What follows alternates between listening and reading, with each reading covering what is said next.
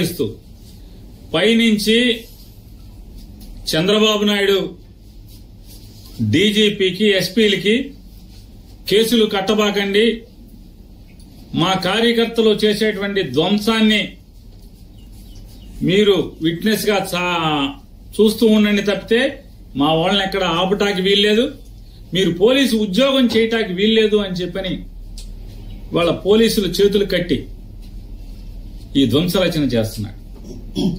ఈ రాష్ట్రానికి గతంలో బీహార్ ఎట్లా ఉండేదో లేదా ఒక ఉత్తరప్రదేశ్ ఎట్లా ఉండేదో ఇవాళ ఆంధ్రప్రదేశ్ రాష్ట్రాన్ని కూడా ఒక హింసా రాష్ట్రంగా, హింసా రాజ్యంగా ఆయన తయారు చేస్తున్నటువంటి తండ్రి కొడుకు ఇద్దరు కలిసి చేస్తున్నటువంటి పరిస్థితులు ఇవాళ ఎంత అంటే పోలీసులు అంటే కాపాడవలసినటువంటి అరాచక శక్తుల్ని, రౌడీ మోకల్ని, రౌడీల్ని అరికట్టాల్సినటువంటి పోలీసులు కనీసం దారుణంగా గ్రామాల్లో, పట్టణాల్లో మర్డర్ కేసు ముద్దాయిలు, రౌడీ షీటర్స్ అందరూ కూడా స్థానిక సీఐల్ని, డిఎస్పీల్ని ఎరా ఉద్యోగం చేయాలని లేదా, ఉంటావరా నువ్వు ఎక్కడ అని మాట్లాడుతున్నా కూడా కనీసం అన్ని వీడియోలు ఉన్నాయి. ఇవన్నీ హైకోర్టుకి ఇవ్వబోతున్నాం. అన్ని వీడియోలు ఉన్నాయి. స్థానికంగా ఉన్నటువంటి సర్కిల్ ఇన్స్పెక్టర్ని, సబ్ ఇన్స్పెక్టర్ని, డిఎస్పీని అంటే జిల్లాలో వివిధ ప్రాంతాల్లో జరిగిన ఇన్సిడెంట్లు, ఏరా ఉద్యోగం చేయరా, వీఆర్కి వెళ్తావారా, వీఆర్కి పంపిస్తారా నిన్ను మాట్లాడితే కనీసం పోలీసులు ఆ రౌడీల్ని ఆపే ప్రయత్నం చేయటం కానీ,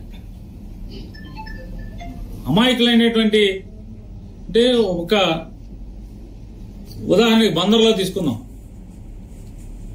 గొడుగుపేటలో ఎంకుల్ గారు బంకెదురుగుండా సందులో యాదవ్ కుటుంబం, తల్లి కొడుకు ఇద్దరే ఉంటారు.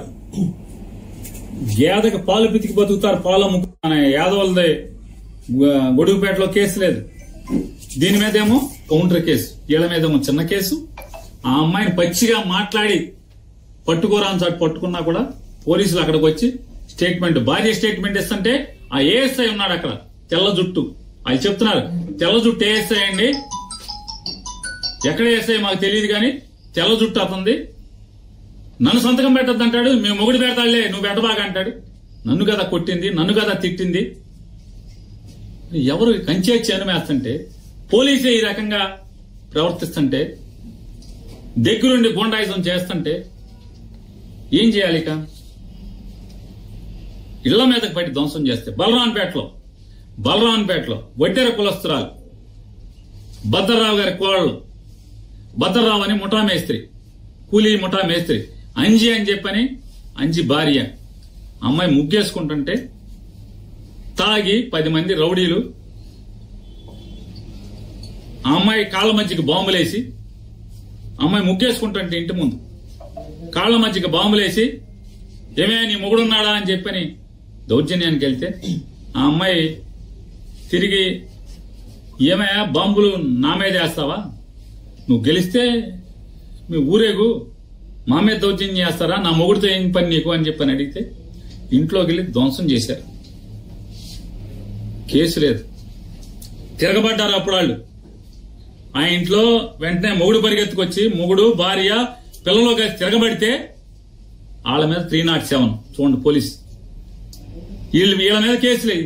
వీళ్ళ మీద దాడి చేసిన దానికి, ఇంటి మీదకి వచ్చి దాడి చేసిన దానికి కేసు లేదు, వాళ్ళ మీద 307.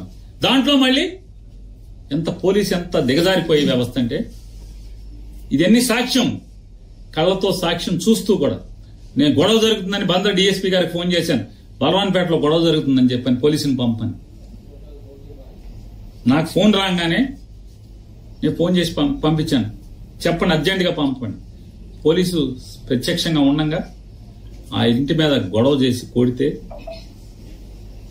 పోలీసు ఉన్నా కూడా ఏం పట్టించుకోకపోతే, వాళ్ళు తిరగబడితే ఆత్మరక్షణ కోసం తిరగబడితే 307, వీళ్ళు కేసు లేదు. ఈ రకంగా ఎవరెవరైతే ఇవాళ పొద్దునుంచి ఇవాళ ఎమ్మెల్యేలందరం కూడా, మాజీ ఎమ్మెల్యేలందరం కూడా కూర్చుని అసలు ఏంటి పోలీసు వ్యవస్థ దగ్గరుండి ఇలా దాడులు చేయిస్తుంది, ధ్వంసం చేయిస్తుంది, కత్తిపోట్లకి అంటే అత్యాయత్నాలు చేస్తుంటే పోలీసులు సాక్ష్యాలు ఉంటున్నారు దగ్గరుండి, ఏం మాట్లాడట్లేదు, నిమ్మకు నీరెత్తినట్టు ఉంటున్నాం. వాళ్లే ప్రోత్సహిస్తున్నట్టుగా ప్రవర్తిస్తున్నారని చెప్పని ఏంటి అసలు ఏం జరుగుతుందని మేము ఎమ్మెల్యేలందరం కూర్చుని మాట్లాడుకుంటాకి జిల్లాలో ఉన్నటువంటి మాజీ ఎమ్మెల్యేలందరం కూడా కూర్చుందామంటే మీరు వెళ్ళకూడదు మీటింగ్కి. జోగి రమేష్ ని నిర్బంధించారు, పామర్ అనిల్ నిర్బంధించారు, వంశీని నిర్బంధించారు. వీళ్ళని కూడా నిర్బంధిస్తే దాటుకుని మీ ఇష్టం వచ్చింది చేసుకోండి అని చెప్పి నడుచుకుంటా ఊరి చివరికి వస్తే చివరికి అప్పుడు వేరే కార్లు వేసుకుని రావాల్సిన పరిస్థితి. అంటే మీరు ధ్వంసం చేసే వాళ్ళని, దాడులు చేసే వాళ్ళని, కిరాయి మోకల్ని, అల్లరి మోకల్ని, రౌడీ మోకల్ని కంట్రోల్ చేయరు. మీ ముందే మీ ప్రత్యక్షంగా మీరున్నంగా ఇళ్ల మీద పడి ధ్వంసం చేస్తుంటే, ఇళ్లలో ఆడమగాని కొడుతుంటే మాట్లాడరు, కేసులు కట్టరు. ఏం జరుగుతుందా మరి మనం ఏం చేద్దామని చెప్పని ఎస్పీని కలుద్దామా, ఏం చేద్దాం, గట్టిగా పోలీసుని మాట్లాడదామా, పోలీసుని అడుగుదాం. ఇక మీరు కాదు మేమేం చేయలేమండి, చంద్రబాబు మమ్మల్ని ఏమి చేయొద్దు అంటున్నాడు, మా చేతులు కట్టేశాడు, మేమేం చేయమంటే కనుక మా వాళ్ళన్నా మేమన్నా ఇక తిరగబడంటారా, ఏం చేస్తాం, కాపాడుకోండి మీ ప్రాణాలను చెప్పాల్సిన పరిస్థితి కదా మేము మాట్లాడుకుని. అదే ఎస్పీ గారిని అడుగుదాం అనుకుంటున్నాం. మేమందరం 7 కూడా మాజీ ఎమ్మెల్యేలు, ఇక్కడ పోటీ చేసిన 7 అభ్యర్థులు కానీ వైఎస్ఆర్ కాంగ్రెస్ పార్టీ కానీ ఎస్పీ గారిని కలుద్దాం అనుకున్నాం. కలిసి పోలీసు ఇదే రకంగా మీరు కొనసాగిస్తే ఖచ్చితంగా మేము ప్రాణ రక్షణ కోసం, ఆస్తుల రక్షణ కోసం తిరుగుబాటు చేయాల్సిన పరిస్థితి. పోలీసు ఇలాగే కనుక కొనసాగిస్తే, పోలీసులు ఇలాగే దౌర్జన్యకాండని మీరు ప్రోత్సహిస్తే ఏం చేయాలి మరి? చూస్తూ ఊరుకోలేం కదా. ఇళ్ల మీద పడితే ఏం చేస్తారు? మాన ప్రాణాల కన్నా విలువైంది ఏముంటది? ఆస్తులు పోతే పోనీ 2 ఏళ్ళో 7 చాకరీ చేసి సంపాదించుకుంటారు. టీవీ పాత్ర అయితే అప్పో సప్పో చేసో, లేదా అడుక్కున్నాం, లేదా కూలి పని చేసో సంపాదించుకుంటారు. కానీ